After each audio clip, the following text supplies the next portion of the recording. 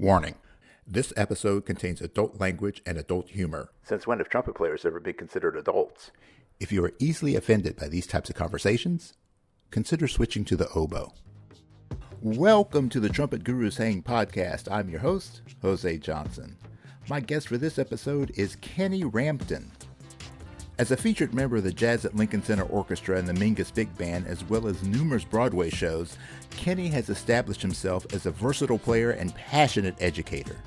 Through his nonprofit, the Jazz Outreach Initiative, Kenny is keeping jazz alive for young musicians in the Las Vegas area. But it's his gig as the trumpet voice on Sesame Street that might make Kenny the most popular trumpet player with kids around the world. So pour yourself a big glass, pull up a chair, and let the hang begin.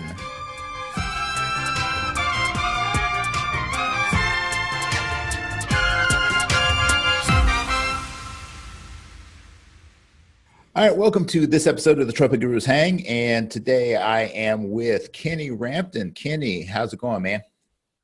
Great. How you doing, man? Good to see you. Oh, man, it's good to be seen. Yes, sir. Yeah. So, this is a real first time hang. Kenny and I have never met before today, so we're going to be finding out a little bit about each other as we go along. So this is the process. So. You're originally from Vegas, right? Yes, sir. All right. Born and raised. Okay. What did you start playing down there? I mean, did you do any work before you went to school in Berkeley? I know for a while, but did you do much gigging down there before you left the city? Not really in Vegas, a little bit, but my parents were both musicians. My father played percussion. He was a leading percussionist in town in Las Vegas. When I was growing up, and so I was always around music. My mother studied to be a classical pianist, and she taught piano lessons to kids, and so I grew up around the music. And growing up in Vegas with especially with my dad, he played in what was called the relief band. It was a relief orchestra led by a guy named Johnny Haig, and they played a different hotel every night to give the house band a night off. So it was. The relief band was made up of, some of the top players in town, if not in the country or the world. And my dad was one of them. And so I got exposure to that scene real young. I started trumpet at 11. I think I was 12 years old the first time I met Doc Severinsen, because my dad was playing his show, and I got to sit right in front of him while he was rehearsing with the band. And nice. Then he sat with me and answered my questions. And, so in terms of my working in Las Vegas, I did some. My first professional gigs were with my dad's band. I'm with his dance band, playing for church dances and whatnot. And then I did my first time subbing on the Strip in Las Vegas. I was 16. I played a New Year's gig for Lola Falana. And I did a little bit of professional work in Vegas here and there. I went to college there, but I went to college for 2 years, and then I moved to Boston and really never looked back. Never really had interest in moving back to Vegas at that point. I really wanted to pursue a career in jazz, and saw Boston as a great stepping stone to moving to New York, which is pretty much where any serious jazz musician needs to be for the most part, or it used to be. That's how I felt, anyways. Right. So. Yeah. So when you went to Berkeley, who were you studying with at the time? My first year, I studied trumpet with Jeff Stout, and my second year, I studied trumpet with Greg Hopkins. Now, I also studied composition, and I took classes took a line writing class with Herb Pomeroy. I played in ensembles led by Billy Pierce and Donald Brown, who were two of my heroes. They both played with Art Blakey and the Jazz Messengers, which was my dream from the time I was a kid, to play with Art Blakey. And so I studied with quite a few people. My trumpet teachers were first, like I said, Jeff Stout, and then Greg Hopkins. Yeah. Okay. Yeah. Cool. Yeah. So before we go any further, because I'm getting distracted already, it's the squirrel in me. You have a lovely hat on, so. Yes. I recognize that beard anywhere. Yeah. So how do you know Del Cuadro? I met Mike Del Cuadro in Las Vegas. I was home to do some work with my nonprofit organization with a festival we licensed from Lincoln Center called Essentially Ellington that we brought to Las Vegas.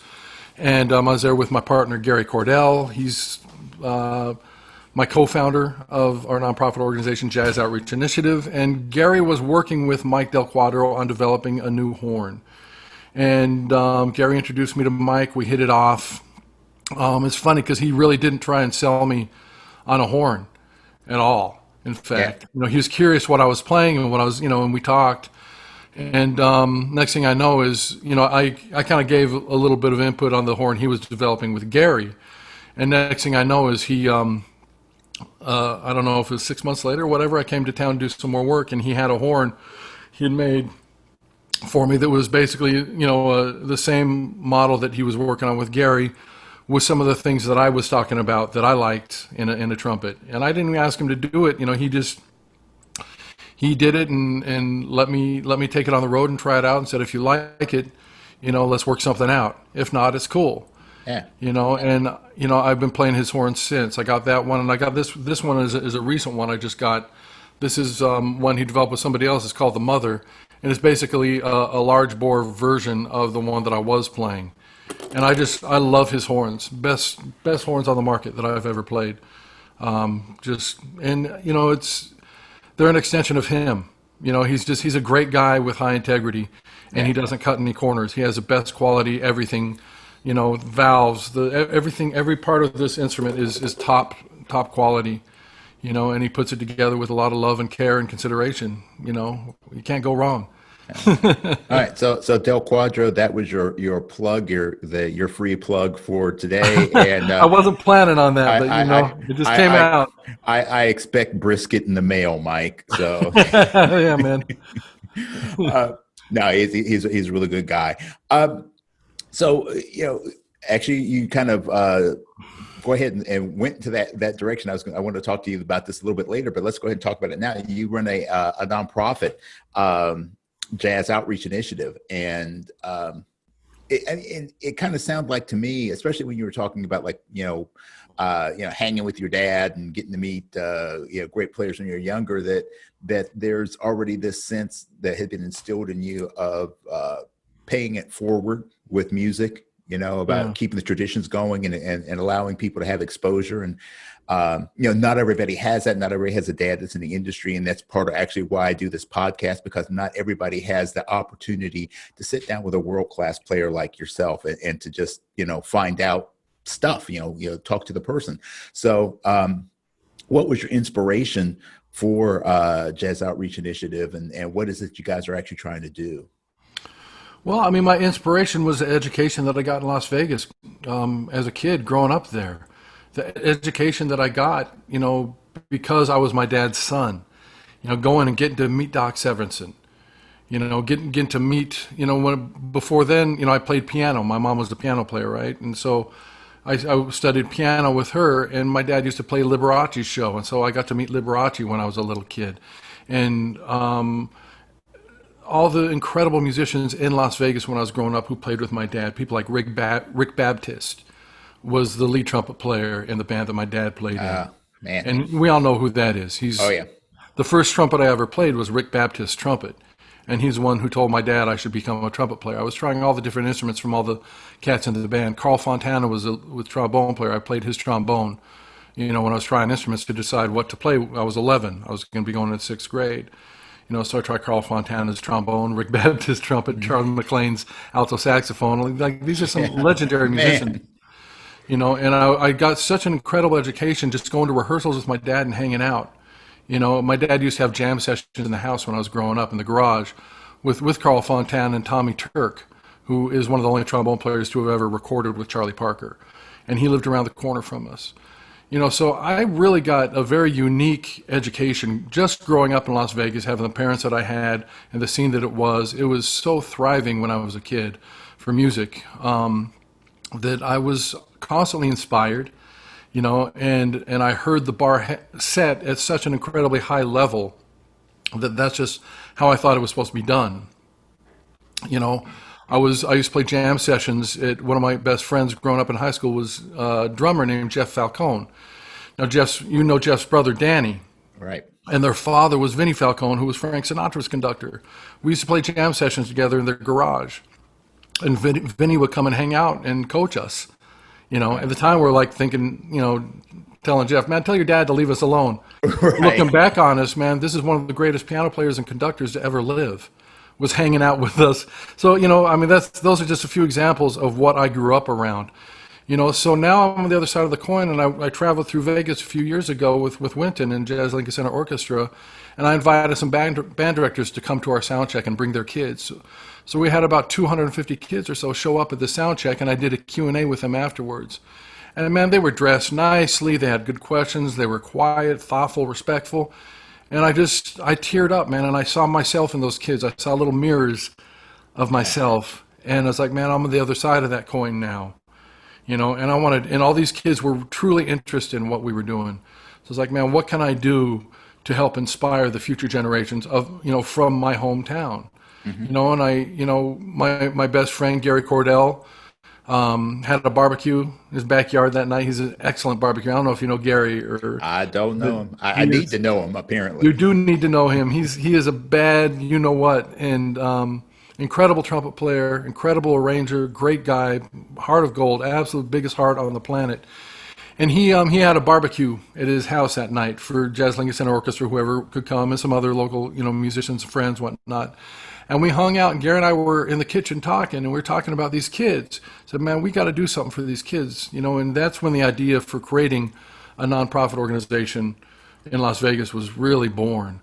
And it's a long story to get into everything, but it's really, the organization is an extension of my friendship with Gary Cordell. Gary and I both studied with a trumpet player named Walter Blanton at UNLV, who was not only our teacher, but he was like our second father for both of us. And for most anybody who studied with Walt would tell you the same thing. He was one of the greatest educators, if not the greatest educator I've ever come across. And he instilled such a passion for music and for trumpet and for creativity in both of us that he made me want to do better than I knew I could. And same for Gary. And so, we started this organization, and it's really an extension of our friendship and an extension of Gary and mine, both of our relationships with Walt Blanton, who is really our musical father. So when I had an opportunity to bring an essentially Ellington regional festival to Las Vegas from Jazz at Lincoln Center, that's when we said, okay, let's really figure out what we need to do here. And that's when we started the organization in order to have something in place in case we needed it to make this festival happen. That was our first act, was to create that festival. The next thing we did is we created a jazz studies program for Nevada School of the Arts, which we stayed with it for a year, then we stepped away from it. They're up and running, they're doing great on their own, and we decided we wanted to focus on our own thing. And so now we've got 2 outreach programs.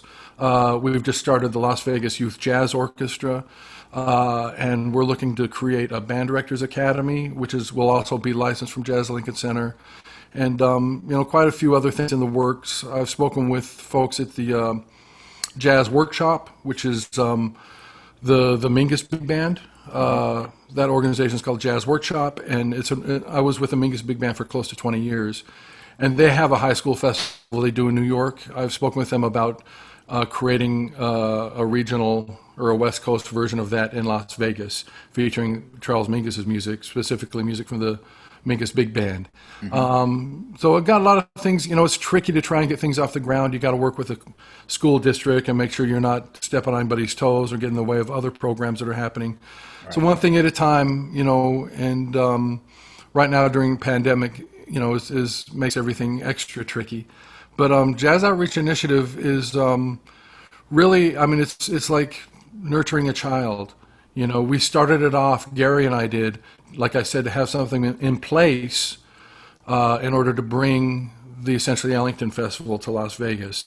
But Jazz Outreach Initiative has grown into so much more than that. It's, developing programs, and it's like nurturing a child and giving it what it needs as it grows, so it can grow up healthy and strong. So during this COVID and everything, we're spending a lot of time with jazz, with like, well, we call it Joy, J-O-I.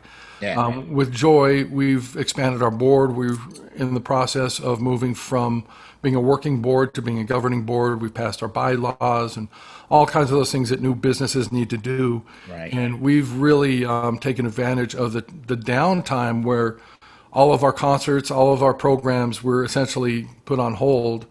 And we've taken that time to really build out our infrastructure and strengthen the organization. But I'm super excited about it, and I could talk all day about Jazz Outreach Initiative and the impact that it's making on kids. That's the main thing, is hearing from these kids. Now some of the kids who've gone through our programs are going to Juilliard. They're going to Berklee School of Music, to Michigan State. They're going to UNLV, to some really great music programs. And to know that we were a part of that kid's influence and helping them to get on their path as musicians just means the world to me, and to be able to affect young people through music and music education. Oh, that's awesome. And if anybody wants to check out more about it, there's a link in the show notes. You can go to their website and you can find out more and contribute if you feel moved to do so. So please do. And we got a free newsletter too. We got 2 editions of it. We're working on the 3rd. We got videos of the kids, all kinds of fun stuff. So that is awesome. And it's now the importance of music, obviously, as we're going through this COVID situation, and have seen basically the shutdown of the entertainment industry, the live entertainment portion particularly. It has given a lot of people who have been spending all of their time performing, it's given them a lot of free time on their hands, and some people don't know how to deal with that. I mean, the situation is stressful enough as it is, and it's easy to find yourself in a downward spiral. But it seems like that's giving you something to focus on and to apply your creative energies towards. So, what other things have you been doing to kind of keep basically keep yourself together while the pandemic has shut down so much of the live performances? Well, I mean, it's been a challenge for me, just like it's been a challenge for everybody. And I've been guilty of going down those downward spirals just as much as anybody else, if not more. I've always struggled with that anyways in my life. And I've always found, and I find it even more true now than ever before, that it's important to be aware that in any given situation, there's a positive and a negative to it. And it's important to be aware of the negative, but not dwell on it, and try and find the positive and focus on that. And that's what I've been trying to do. And that's what I haven't always been completely successful, but that's what I've been trying to do. Like, for instance, with Joy, like I mentioned, instead of dwelling on all the concerts we had to cancel and the fact that we just got the Las Vegas Youth Jazz Orchestra off the ground, after 6 weeks of rehearsal, we had to stop with no final concert. Oh. And rather than dwell on that, we found other things to do, like build out our infrastructure of the organization, strengthen the board, do all these things that we're doing, plus find ways to be engaging with the kids online. And we've got another blessing with, in terms of people who have come to Joy and to be a part of the organization. One is a gentleman named Kurt Miller, who is a master recording engineer in Las Vegas and was a mentor to the program.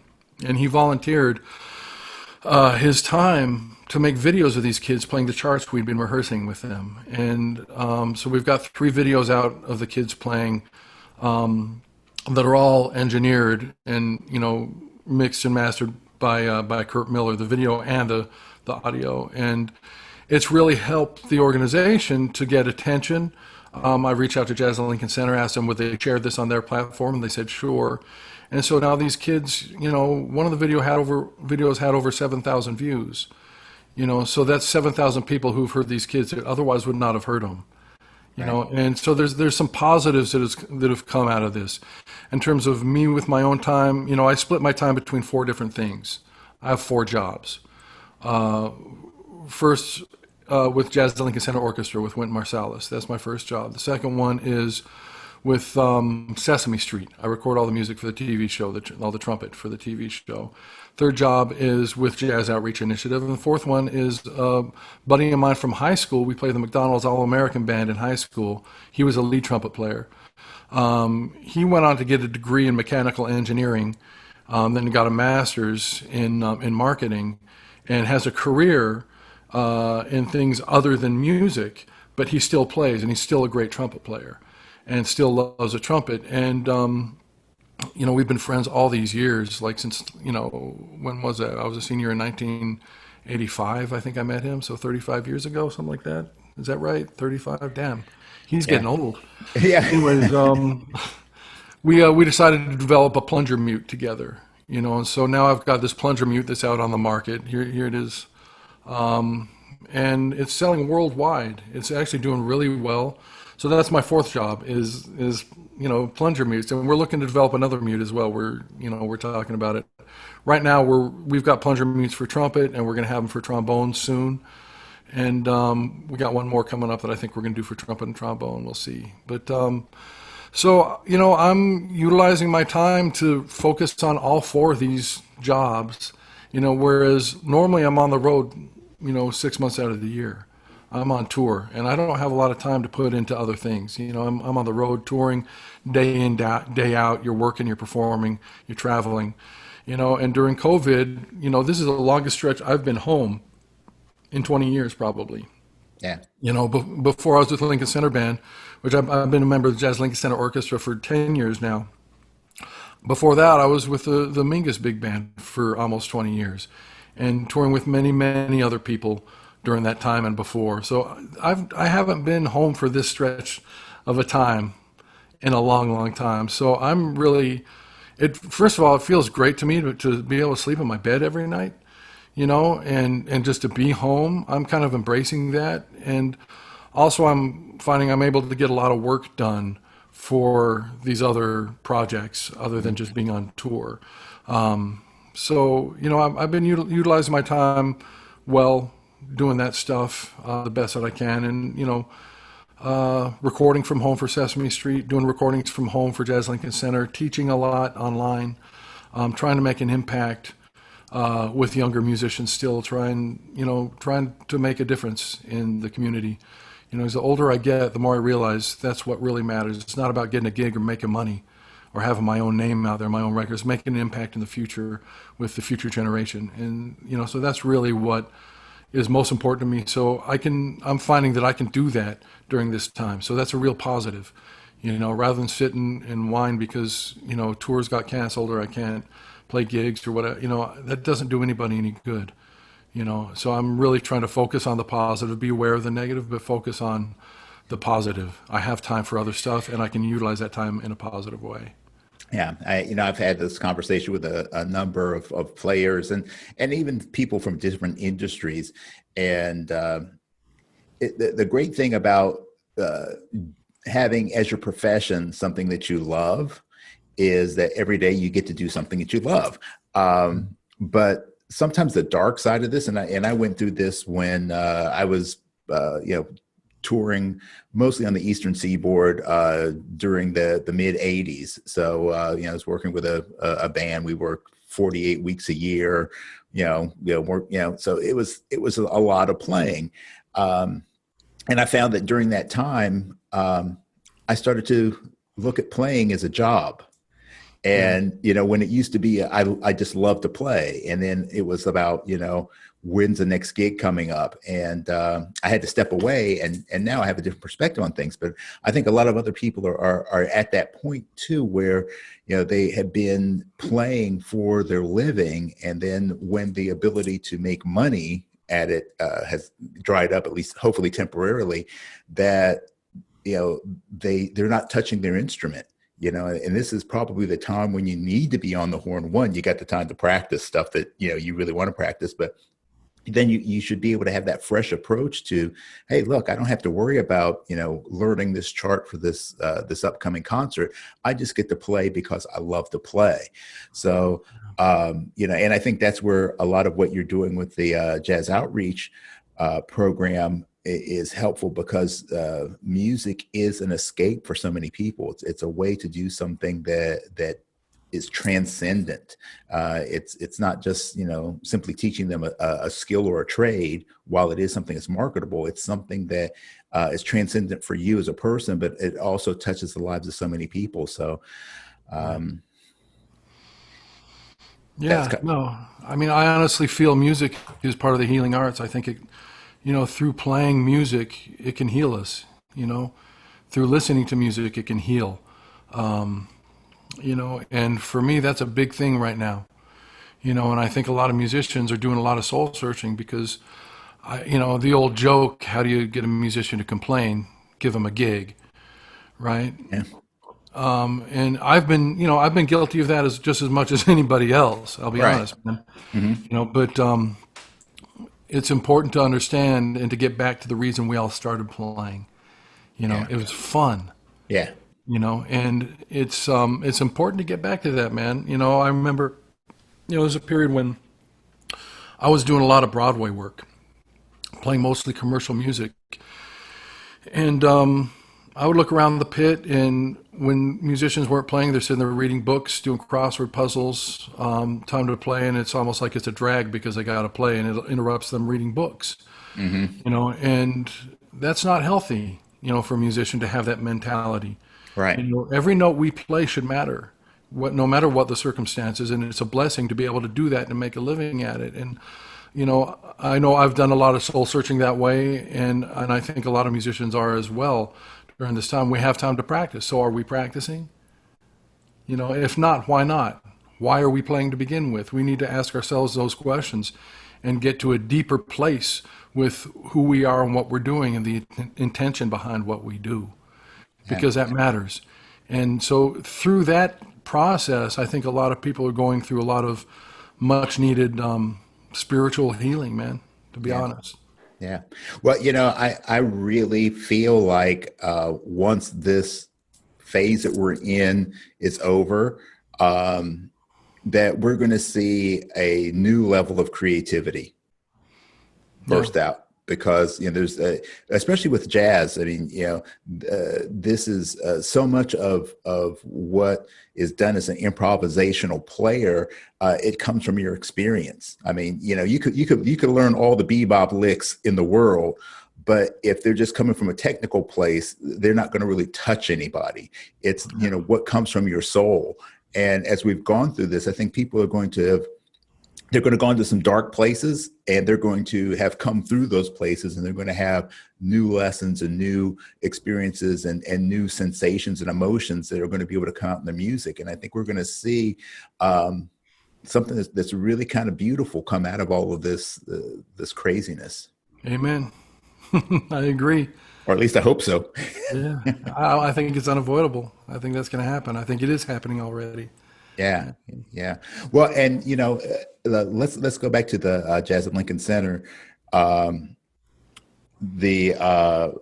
idea that you're playing with that organization, I think, is just very apropos, because Wynton has he's established himself as kind of the voice of jazz for our generation, in terms of, especially trying to maintain the history and the integrity of the art, pushing it forward, but at the same time trying to make sure people don't lose sight of the roots. So what's it been like working with someone of Wynton's passion and drive and obvious talent? I mean, the guy is scary.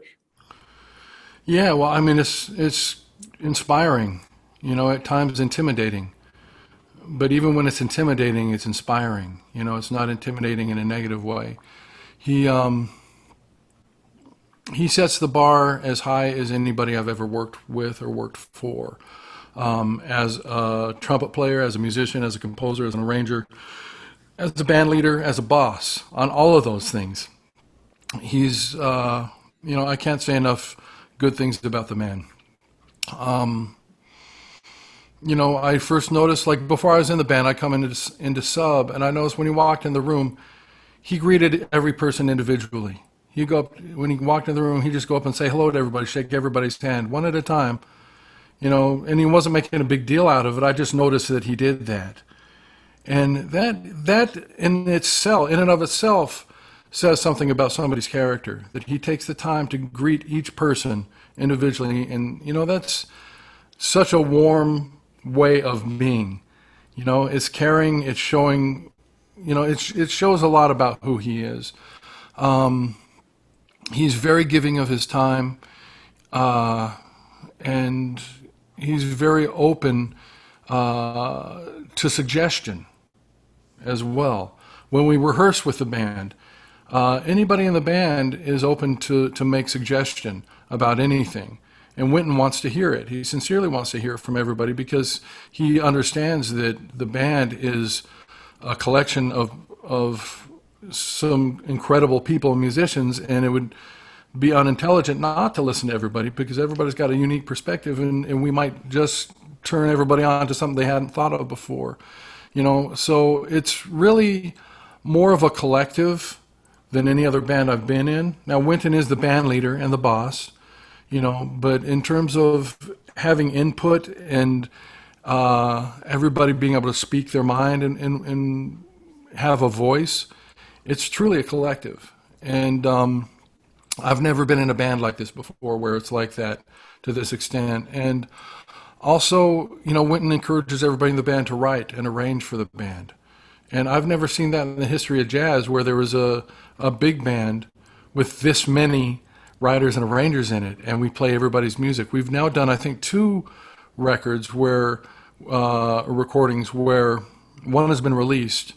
The other one is in the can, but where everybody in the band was engaged to write a movement for the record or write a piece, with a common theme. So the first one we did is called Rock Chalk Suite, and it was dedicated to the basketball program at what's the school in Kansas, Lawrence, Kansas, University of Kansas, the Jayhawks, the basketball program, and they've had basketball luminaries go through that program, and so each one of us was assigned a movement and to write a movement based on a different basketball player, so I wrote one called The Passing Game, my movement for that particular record, and it was about what's my man's? I'm drawing a blank all of a sudden. Hoagland. He was a point guard for the team back in the day when they won the national championship, and I think it was 1952. And his name will pop in my head in a second. But in any case, I've never seen another band do that, where there are that many writers and arrangers in the band, who had equal voice, and it's a very unique organization in that. So I mean, every rehearsal, every sound check, every gig is a lesson on some level, being around Wynton and being around not just Wynton, but all the members of the band. There's some incredible people in that band that, you can learn from. So to be around them, it's just, I miss them dearly, man. I mean, they're not only incredible musicians, they're dear friends. And I stay in touch with most of them, and we have a weekly call.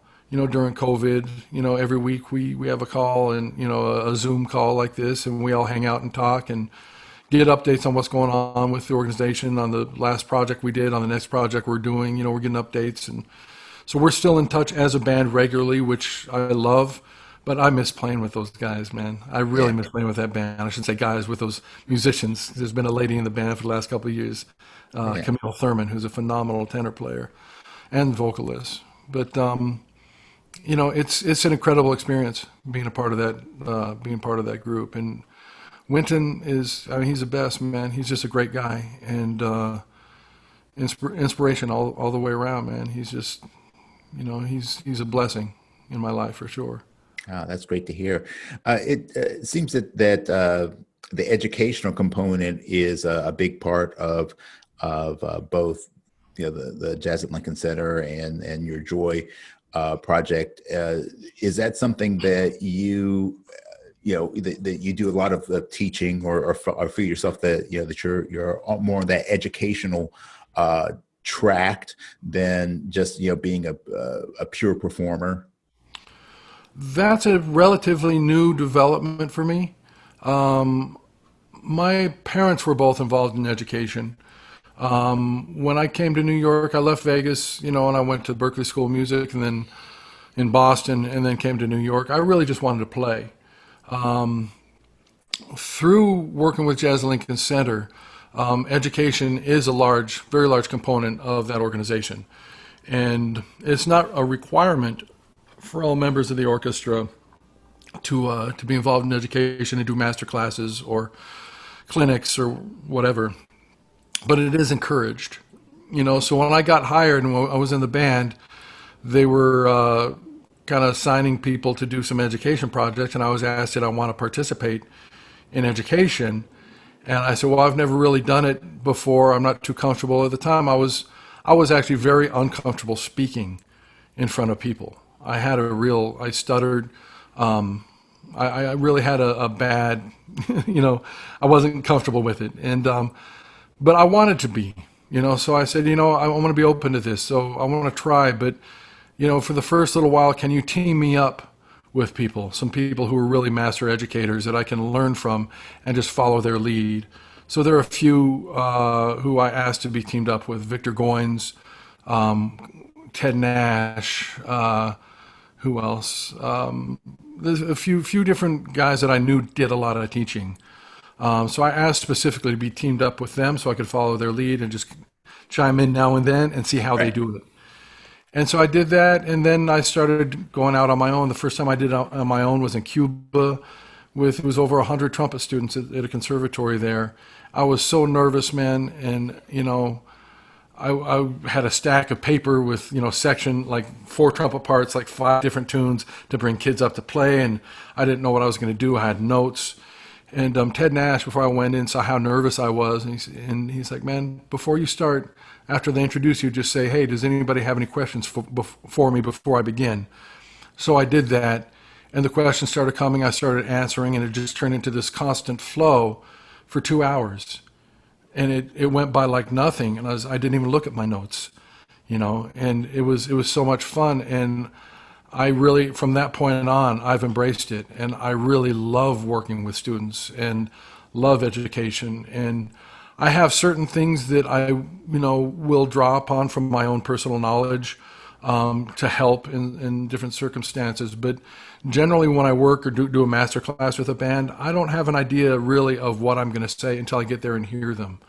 I don't really need to write down the notes because I've lived it for the last, 30 some years as a professional musician. So those are the notes that I draw upon, because I've played in so many different situations with so many different bands, be it jazz, classical, Latin music, salsa, R&B, blues, any kind of commercial music. I've got a pretty strong resume that way, and a lot to draw upon that I can share with people and help them to get better. So, through Jazz at Lincoln Center, the opportunities to get involved with education, it's really kind of lit a fire in me for education, which led to the development of Joy. And it really, looking back on my life, it comes from my parents. They were both involved in education from the time I was a kid. My mom was a school teacher. She taught, I think, first grade and third grade, and she always had a piano in her classroom, and she used music to teach general education to the kids. And my dad was involved in education too. He had a group it was an outreach program, a group called Planet Percussion that used to send out to elementary schools to teach the kids about percussion instruments. From the time I was a kid, I was in that, and so now this is full circle. What I'm doing now, and it's a natural evolution for me that I never saw coming. It just showed up, and it's like, hey, this is what you got to do now. And I just, I did it because I love it, like everything that I do. Yeah, that's good. I mean, it sounds like, it wasn't something that you were chasing, but, your circumstances definitely set you up for that really, really well. So I'm just, happy. I fully embrace it. And yeah. Yeah. Yeah, that's a big one. So let's go back in time just a little bit, get in the hot tub time machine here, and That's uh, dangerous. uh, one of your, if it wasn't your first gig, it was definitely one of your first gigs, but I think it was your road gig, was with Ray Charles, if Yes, I'm not sir. mistaken. Yeah.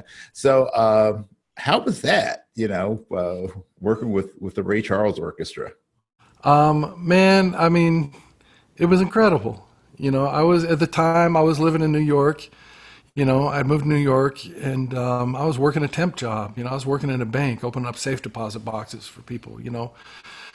Practicing down in the vault. I'd bring my horn down there with a tape deck, practice along with Woody Shaw, transcribe or whatever, and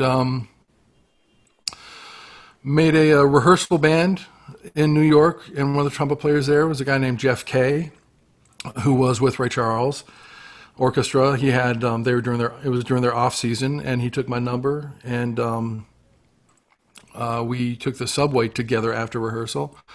And next thing I know, a couple months go by, and I get a call from Ray saying he's looking for a trumpet player. Would I be interested? And Jeff Kay had recommended me, just based on playing in a rehearsal with me. And so I flew out to L.A. They flew me out, and I auditioned. I thought he called me for the gig. I didn't realize it was an audition. So I flew out, and it turns out it was an audition. But I won the chair and started working with him. And I was with the band for about a year, and did a world tour. We were on the road for 9 months straight.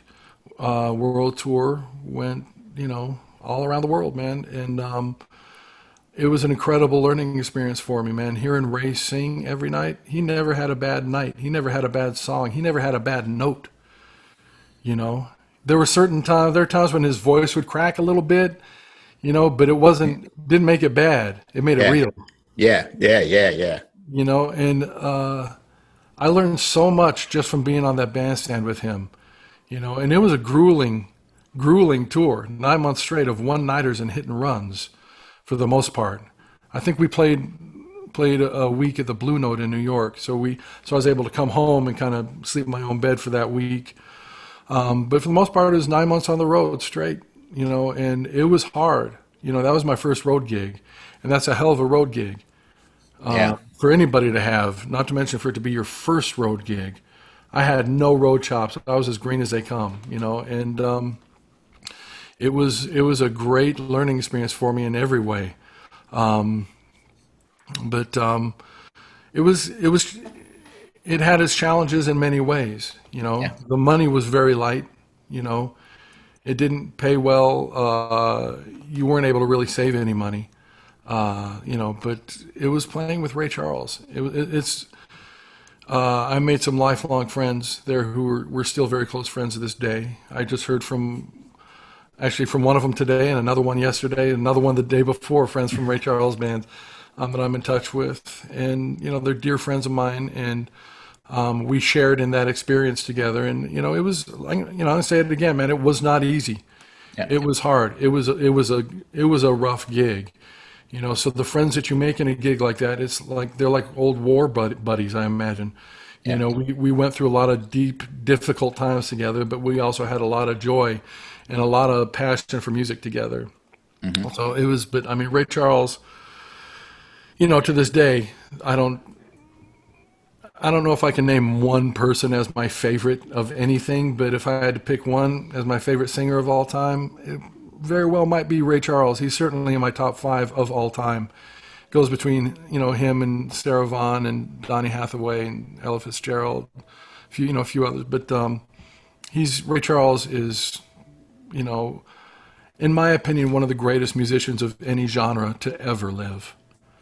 Yeah. He's like Mozart. It's just he's one of the true greats of all time in music. Period. So to get to share a stage with him, whew, man, it was a lesson. Let me tell you. Yeah, well, that's what I was thinking is that if you're going to learn, first of all, getting thrown into the deep end is bad enough, but when you get thrown into the deep end on a gig with someone who is one of the legends of music, not just jazz or R&B or whatever. Ray he was just a consummate musician. He personified music to me. Yeah. You know. Yeah. And, and I'm sure that book was not an easy blow. I mean, I didn't play the lead book. The lead book was very, very difficult, man. Chuck Parrish killed that book. One of the greatest lead trumpet players I've ever played with, man. I don't know if you know Chuck Parrish out of Chicago. He's incredible, man. He was a lead player on Ray's band when I was on it. I started off on, I think it was the third book, and then I moved to the second book. It had some meat to it. It definitely has some meat to it. It wasn't a walk in the park, but man, what great music! What great music! Yeah, yeah. Well, that definitely was an education every night, I'm sure. Oh, yeah. And so now you're doing the Sesame Street thing. So you go from Ray to Bert and Ernie. So how did that all happen for you?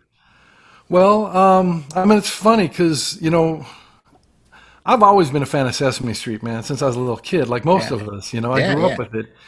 And like when my son was born and I'd be practicing, he would come and grab the bell of my trumpet and pull it down and say, "No, play Elmo." He wanted me to play booty doody doody doody dee do do.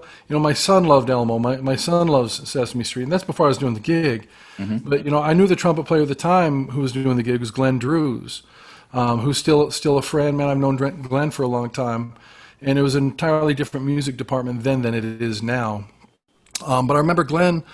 I remember talking to Glenn about it one time. We were on a gig together. I think it was at Birdland. We were playing with Tommy Igoe's big band there, and Glenn said something to the effect of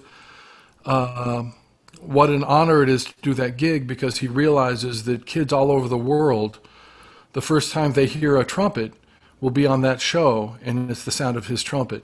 And so he took that gig very seriously, with that kind of responsibility, understanding that, it's pretty heavy when you think. I never really thought about it. It's like, damn, you're right, man. That is, and that is cool. And then a few years later, at Sesame Street, for whatever reason or reasons, the organization decided to make a change in the music department. And the crew who had been doing the show for 30 years or more, they decided to let them go. The entire music department, the whole crew, the band, everybody. And this is before I got involved with it. But they brought in Bill Sherman and Joe Fiedler to head up the new music department. Now, they were doing a show at the time on Broadway called In the Heights, written by Lin-Manuel Miranda. Now, Bill Sherman and Lin-Manuel are very, very close friends. I think they used to be roommates. And so Bill Sherman helped to orchestrate the music for In the Heights and for other things that he's done since. I'm not quite sure how it went down, but Sesame Street brought Bill Sherman in to, I don't know if Lin-Manuel was involved or not, no idea. But I know they brought Bill in, and Bill was known for his work with In the Heights. And Bill brought other people in with him to help build the music department, and the main person he brought was Joe Fiedler, who was the lead trombone player on In the Heights. Now, Joe Fiedler and I had been friends for many, many years. We used to do $15 gigs together in the Village back when we first moved to New York, play for your, play for a meal, right. Whatever, and came up through the ranks. Joe has since gone on to play with the Mingus Big Band. He's played with Lincoln Center Orchestra. He's been a regular member with Eddie Palmieri, with his group. He's done all kinds of stuff. He leads his own band, has his own records out. But Joe was brought in basically to be the music director for Sesame Street. So they put together a new band, and it's been going since. Now, I wasn't the first trumpet player. They brought in another trumpet player when they first reformed the music organization, or the music division for Sesame Street, who's a dear friend of mine, and didn't work out. And, I'm not sure exactly what went down, but I think it was a mutual decision that, it didn't work out. And so they brought me in and asked me if I would be willing to do it. And I'm like, yeah, man, but I didn't want to do it without the blessing of my friend who had been doing it. So I called and said, want you to know I got this call. Are you cool with me doing this? I don't want, because I learned a long time ago, man, being successful in your career is about building relationships. And it's, you don't want anybody to perceive you've stabbed him in the back or something Right. over a gig. Right. And I wanted to be very clear that was not the case, and make sure that, so it all worked out. And now I've been doing Sesame Street for about 10 years. And Joe Feidler is the trombone player on the show and the music director. He does a majority of the orchestrating, arranging, and does a fair amount of the writing as well. Bill Sherman does some writing. They bring in a lot of the people to do writing as well. Paul, I'm drawing a blank on his last name all of a sudden, also does writing. They brought in a lot of Broadway folks to do writing. But it's, I got to say, Sesame Street is probably the most highly efficient gig I have, in terms of everybody just being on top of their game. Like every recording session is just like clockwork. Nobody misses. Everybody is just on it, man. It's, we've got a great engineer named Tyler who takes care of, now that we've gone into COVID, we're all recording from home. And so Tyler sends us the master Pro Tools session. We record our parts and send them back to Tyler, and he puts layers everything on top. And he's just phenomenal in what he does. It's a great organization. My man Gary Meyer does all the saxophone and woodwind stuff. Phenomenal woodwind player. His flute and piccolo playing and clarinet playing. It's just on such a high level. Not to mention, he nails all the saxophone parts and, oboe, you name it, man, he does it. And it's just a great crew. And it's something that just kind of came my way, and it's a lot of fun to be a part of that team, and they're great guys to work with. Yeah, that's awesome. Yeah, I have a friend who has worked off and on during the years for the organization, and she's told me about how the people that have come through Sesame Street, it's become kind of a family. So that's really cool.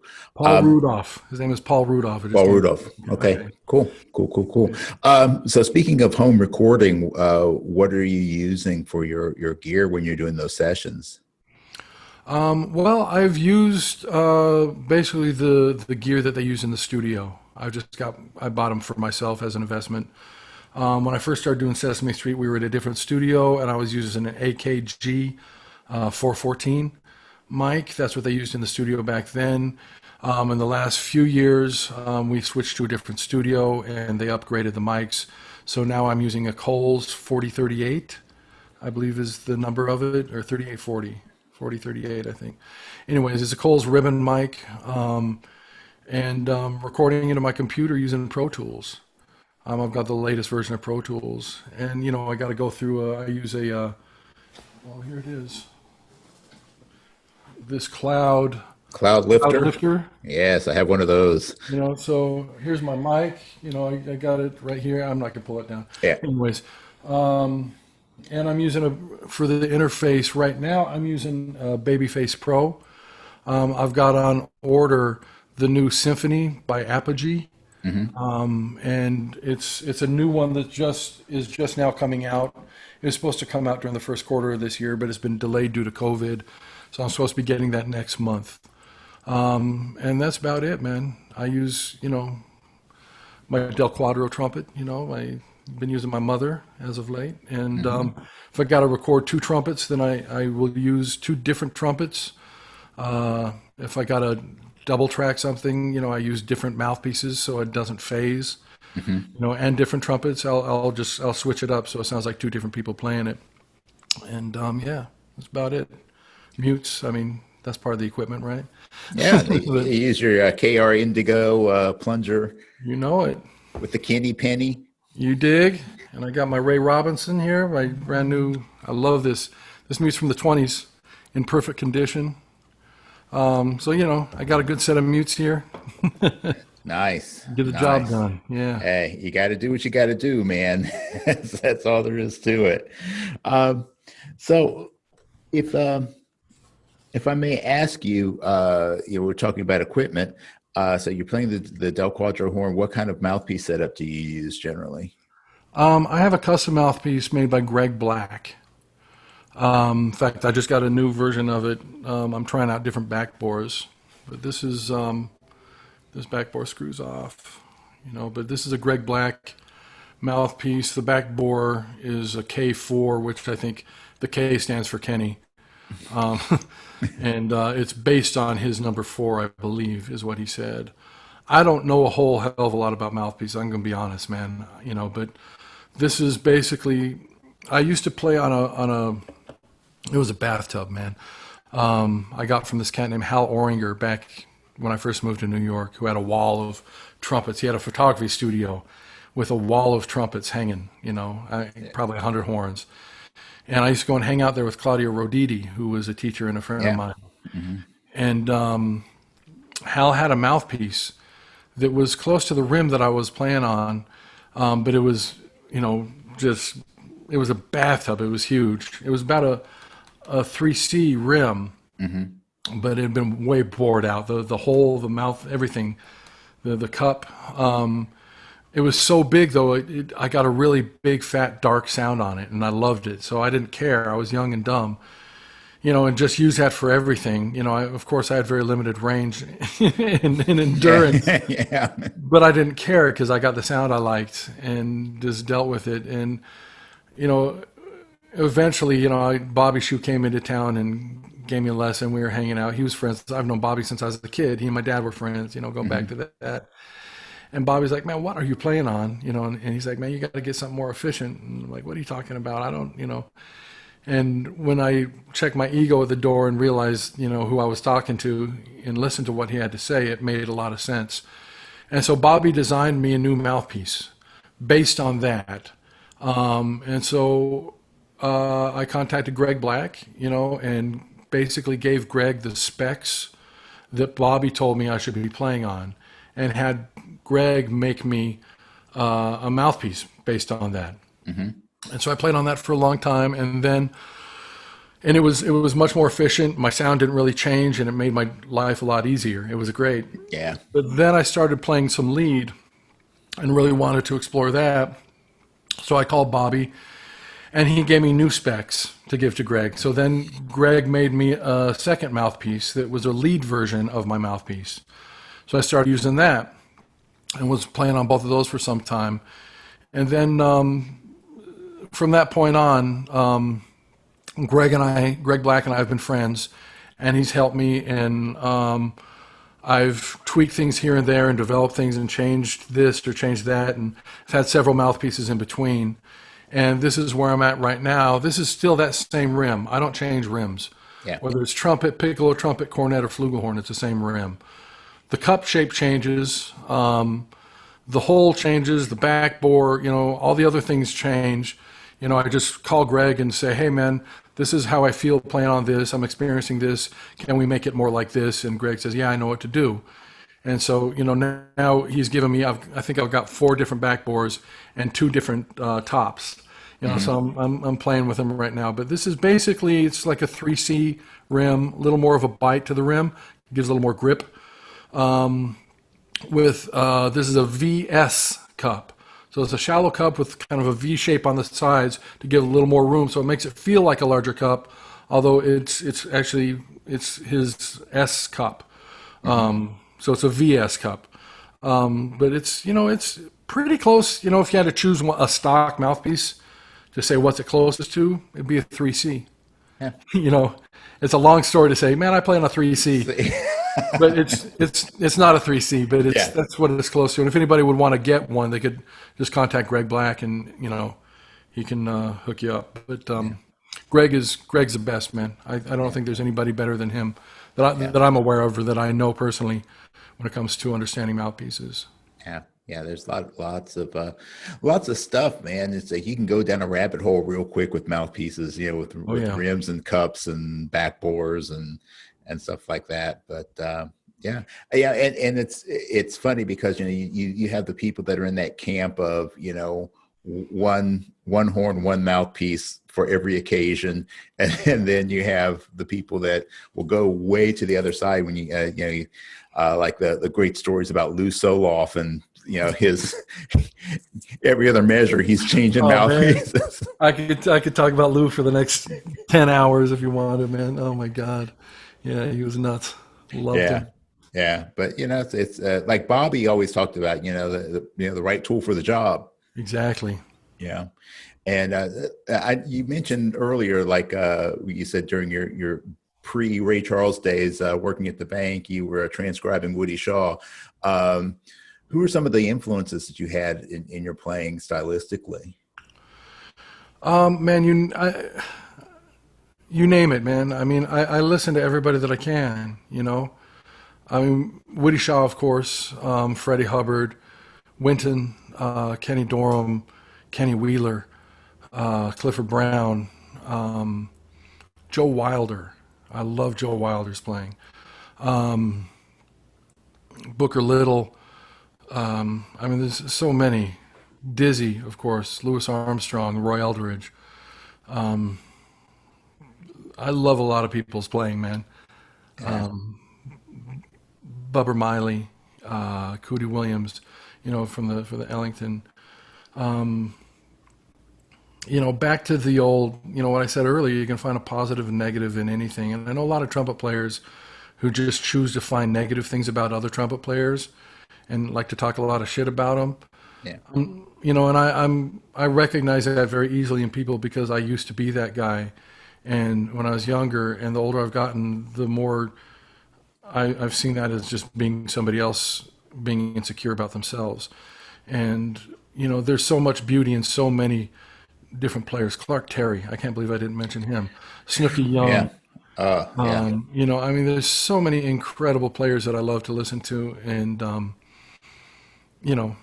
I'm for every one person I say, there's 100 that I'm not saying, and they're modern players too. I love that young guy Ambrose. I don't want to mispronounce his last name. Do you know who I'm talking about? His name is AK something. I don't want to. Yeah, and I don't want to butcher it either. I've met him a couple times. Even played with him. He was a soloist with us with Jazz Lincoln Center Orchestra. I love his playing. Very unique approach. Very intervallic. There are a lot of great players that have influenced me. Well, if there's like you hit on a lot of my favorites. I Woody and I think Woody was a person that just kind of blew my mind the first time I heard him and his approach to pentatonics and things like that. It just completely was opened my mind to some of the possibilities of harmonic possibilities on the horn. So you get the standards, the Woodies, the Freddies, the Clifford Brown, obviously. But if you had to pick like one or two players like that aren't in that first mentioned group, it's like, these are people that you may not have heard of, but these are definitely people you should check out because of some of the stuff that they've done. Yeah, well, one person I didn't mention who was actually, if I had to choose one that I would go to, it would be Miles Davis.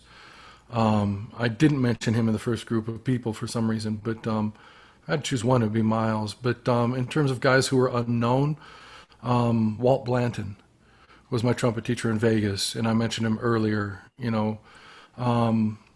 had a sound like nobody else's.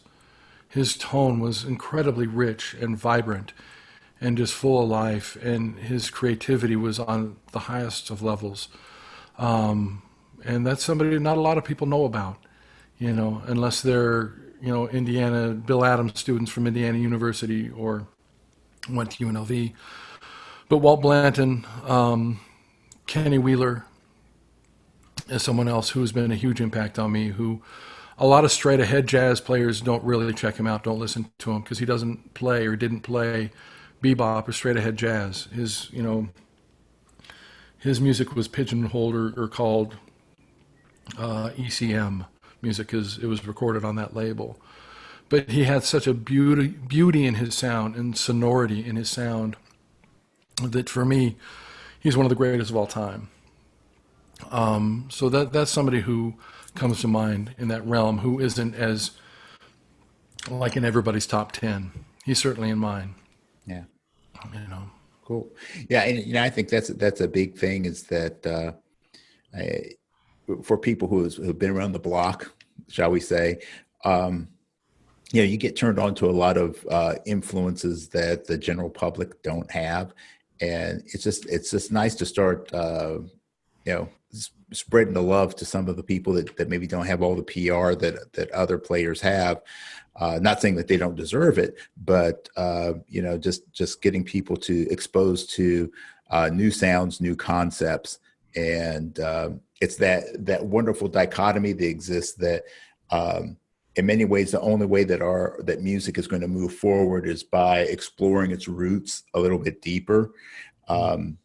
So there's just a lot of stuff out there that I think people will listen to and go, oh wow, that's a different approach, and I never really thought about that. And then that's going to open the doors of creativity for themselves. So, So thank you for sharing those. So here's what we're going to do. We're going to wrap up here, but before we wrap up, I always do this. It's a rapid fire round. I call it speed studies. And I'm going to throw out a bunch of questions to you. They're going to be about all kinds of topics, not all of them music related. And I just want your quickest, most honest answer. All right, go for it. Are you ready? Okay, here's your first one. Who's the biggest influence on your life that is not a trumpet player? Rosa. All right. Should I explain who she is? Yeah, if you want to, go ahead. She was a lady, she passed away a couple years ago, who was a teacher of mine. She was curandera, which is a medicine woman. And she lived in the mountains, upstate New York, and taught me life lessons. I would go up and do healing circles, spend a week with her, learning about life and beyond trumpet, and she was an amazing, amazing teacher to me. Okay, awesome. All right. What's your favorite book? Man, I have it right here. That's so funny because I've given away like 4 copies of this and I needed a copy because I want to reread it. The Four Agreements. Okay, that's a good one. All right. So go check that one out. What's the worst movie you've ever seen? I gotta say it's the new Spike Lee one that just came out. What's it called? I don't know. I haven't seen it.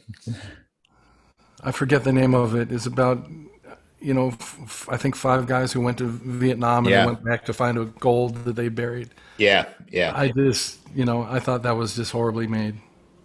Okay. All right. Well, I won't watch it then. Check it out. If you weren't a trumpet player, what would you want to be? A chef. Been getting a lot of answers like that recently. I think I'm gonna have to get all the chefs together. We'll have a big trumpet cook-off. What's your favorite drink? Water. All right. I don't drink alcohol. I gave up alcohol 10 years ago. And honestly, water is probably my favorite drink. You can't go wrong. You can have a dinner party. And at this dinner party, you can invite any 3 living people. Who would they be? Michelle and Barack Obama. We'll count them as 1. Okay. But they both have to be there, though. Exactly. I'd say Wynton and Ken Burns. He could document the whole thing. There you go. All right. Same scenario. You're having a dinner party, but this time you can invite any 3 people from history. Louis Armstrong, Martin Luther King, and Miles Davis. That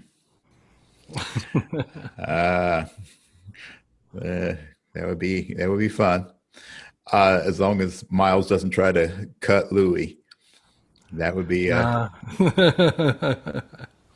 right. Let's see. Lacquer plated or raw? Ra. Okay. What's your favorite quote? It don't mean a thing if it ain't got that swing. What is your greatest fear? Doing something in this life that would be harmful to my son. Okay. You could be granted one superpower. What would it be? One superpower. Do I have an option of what the powers would be? Any Like a superpower. choice between any superpower? Any superpower. I guess invisibility would be kind of fun, kind of neat. That could also get you in a lot of trouble, but Not if they can't see you. yeah, that's true. All right. Board planes without anybody knowing it. You can go anywhere in the world. I don't know. Yeah. Well, that's you could find out a whole lot of stuff. What aspect of trumpet playing do you feel is the most overrated? High notes. All right, what aspect of trumpet playing do you think is the most underrated? Sound. Okay. You're given the ability to go back in time to meet your younger self and give yourself one piece of advice about music. What would it be? Listen more. Okay. And while you're there, you can give yourself one piece of advice about life in general. Listen more. There you go. All right. And the final question. What do you want your legacy to be? Making a difference in future generations in a positive way through the sound of music and the education of music, both. Well, Kenny, my man, you are definitely on track for fulfilling that legacy. You're an amazing player, and you're doing great things both with your music and with your organization with Joy. And I hope that everybody can please check that out and do what you can to help support what Kenny is trying to do, especially if you're in the Las Vegas area. Jump on that, and if you're a local person somewhere else, support the arts however you can. We need music, and we need more musicians because as we've talked about before, that's a healing art. So